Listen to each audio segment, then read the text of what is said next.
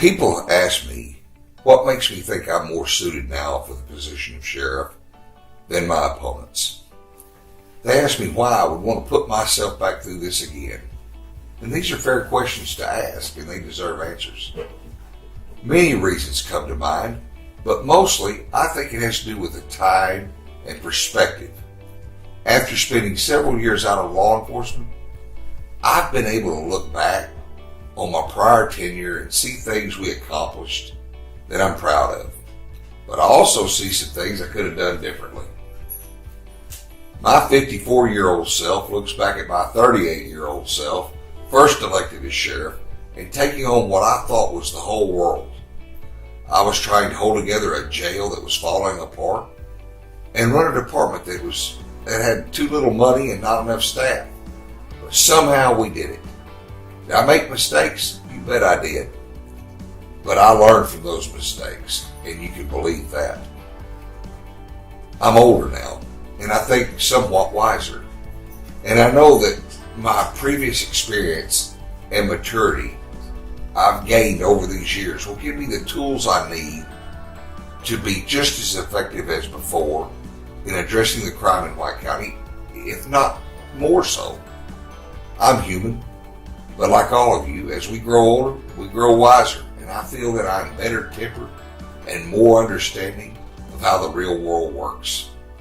Fortunately, many of the conditions that existed when I served as your sheriff before no longer exist. The budget's larger, the old jail is gone, the modern, larger, and more secure detention center sits in its place. The department no longer has to piece together a patrol car to make it good for the next shift.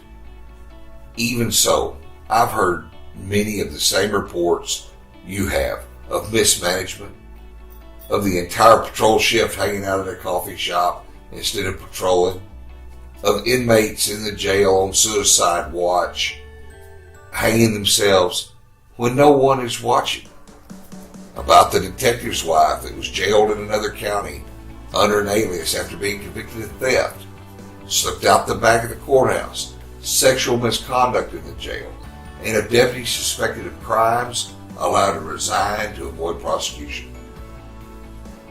That's a lot of smoke to assume there's no fire. And all these things cannot be done without some knowledge by the leadership, if not active participation. You can hope these things will stop by electing one of the two top people in the current administration, or you can know these things will stop if you elect me as your sheriff. I want to finish what I started.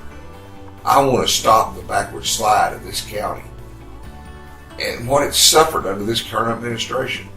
Quite frankly, the people of White County can't trust either of the two top people in the administration to undo what they're already responsible for doing in the first place. My name's Pat Garrett, and I need your vote in the Republican primary on May the 22nd. It's going to take all of us to correct the sheriff's office and get it back on track. Thank you, and God bless.